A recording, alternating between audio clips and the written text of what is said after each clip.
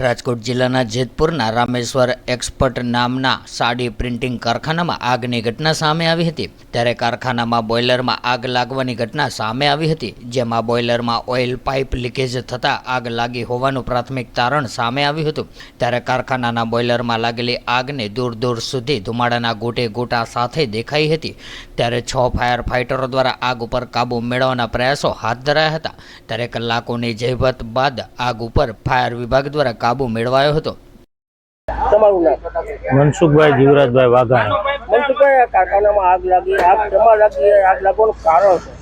કારણ બોઇલર ચાલુ હતું, બધું યુનિટ આખું, અને એમાં આકસ્મિક 8ની લાઈનનો પાઇપ હતો, જેમાં ઓઇલ સર્ક્યુલેટ થતું હોય, એ ઓઇલનો પાઇપ ફાટવાથી ઓઇલ લીકેજ થયું, અને એ ઓઇલનું ટેમ્પરેચર 220 ડિગ્રીની આસપાસ હોય, એટલે ઓક્સિજન ભળતા તરત એમાં આગ પકડી, જેના કારણે આખી ફેક્ટરીમાં ગણો તો મોસ્ટ ઓફ બોઇલર વિભાગ આખો બળીને પૂરો સંપૂર્ણ ખતમ થઈ ગયો। કેટલીક અંદાજે નુકસાની કેટલી કહી છે? શેમાં નુકસાની છે?